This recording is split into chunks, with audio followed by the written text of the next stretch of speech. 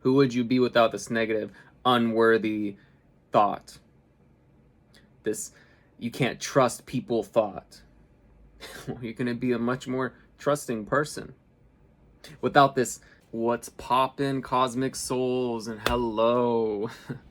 Today I wanted to go over thoughts and identifying with your thoughts, because you are not your thoughts. You don't have to identify with your thoughts. Now, thinking and thoughts are a little separate, right? You can think yourself into thoughts. What I mean by this is, if you go ahead and think things, you're proactively focusing on thinking on something. You're putting in this energy to bring it to life in your mind, in your head. It's in that space now, right?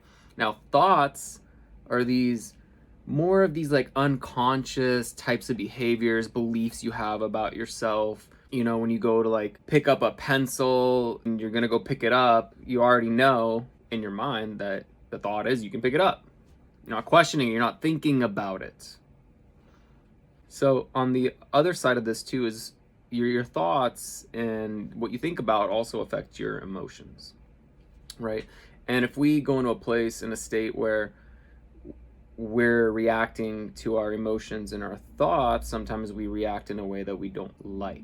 And I've said this before, and it's one of my favorite things. It's our responsibility, our ability to respond in a way which we prefer to whatever situation is happening. So I'm sure you've had times where you feel like you're about to punch someone in the face, but you don't. Why? Because you have more control over those thoughts, more control over those emotions. So why not have that same amount of control towards everything else? To be able to stop yourself and be able to respond in the way which you prefer, not in the reaction, which you're going to be sorry about afterwards, right? And I've been through it a lot in my life, reacting to my emotions, getting angry or raising my voice, especially in relationships in the past, when I'm not being heard, right? And I also learned, because one, that's kind of how I grew up in arguments, and because growing up I wasn't heard. It didn't matter what I said or the things I didn't say.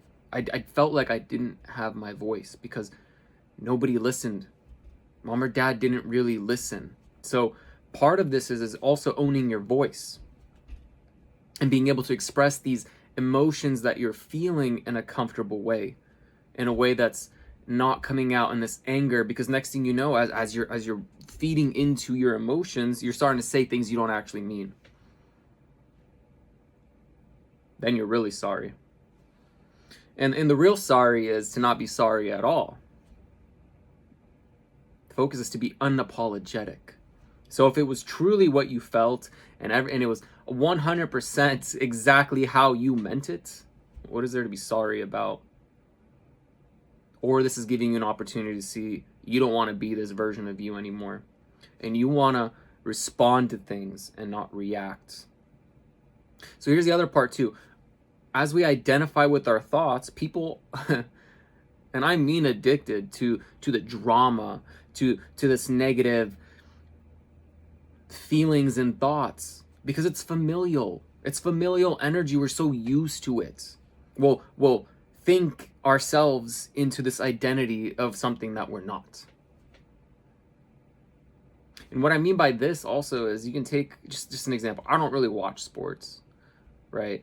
And if you do, and if you ever rooted for a certain team that ended up losing, and then all of a sudden your whole mood shifted, like, oh man, we lost. Like, you're identifying with the team, like you didn't even play. like you watched, like how did it affect you that much? Like, yeah, I guess, there's a social part of it and everything. However, that shouldn't affect your day, the rest of your day. That shouldn't affect your mood. That shouldn't affect how you start to respond and react in the world, because you weren't your team. You can't identify with the loss. Like, oh man, dang, now moving on. And same with the other way around. Just because they win, you can't all of a sudden have the most magnificent day. Choose to be the vibration that it's the most magnificent day because you choose it to be, because that's the meaning you give it. You have control over all of this, just like you have as much control not to punch someone in the face, because you know that's not going to end well for anybody, and it's just not a good thing to do. Have that much control within yourself through everything. And here's one method that'll help you identify, are these thoughts you're having really true? You got to ask yourself, am I anxious or am I having anxious thoughts? All right, we'll just use that as an example. So you got to ask, is this thought true? Is it? Yes or no? Anxious thoughts. All right, great. Now the next thing you ask yourself, can I absolutely know that this thought is true? Because also, let's add to the example, somebody could be gaslighting you. They could be saying some BS that's not true at all, and because now you're in this emotion, the angered state, you don't have clarity that you're gonna feed into like the BS they're telling you. You're gonna forget about the actual truth, because now the narcissist has brought you down to their level and got you right in their grasp. Just an example, right? Because your emotions are fed in. So you gotta ask yourself, can this absolutely be true? You have to step away and actually realize, like, what am I experiencing here? Number 3 is, you gotta ask yourself, how do I think or feel when I believe this thought? Is this really in alignment with me? Do I start to feel unworthy? Do I start to feel anxious? Do I start to feel anxiety? How is it affecting me? And then number 4, the final step. Who would you be without this thought? Who would you be without this negative, unworthy thought? This you can't trust people thought. You're going to be a much more trusting person. Without this I'm not confident thought, you're going to be a lot more confident. You're going to be much more in your unconditional and loving space. You're going to be the version of you that you want to be. So, it's not always as easy just think better thoughts. There's also the programming of that familial energy that's been built on for so long. You got to reprogram your beliefs and your thoughts and the way you take action and the way you behave in the world. Why? Because this is who you're choosing to be. Because this is where you're stepping into. You want to have this much control in your life to have the freedom of being free. All right? So, we are reaching our 10-minute timer here. One more thing. Here's a controversial idea.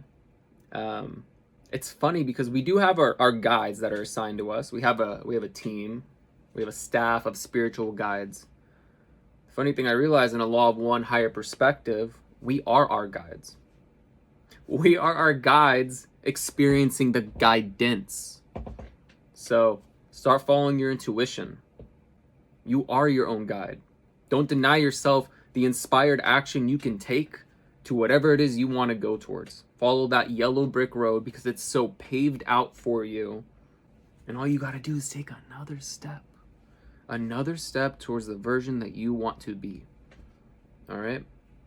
I'll probably make a more elaborate video on that. Elaborate. A video elaborating more on what I mean by that. But yeah. Yo, much love. Love and light vibration out. Have a pleasant, magnificent, transformative day. I hope this helped you. May all the best of the things happen for you. All right? Bye.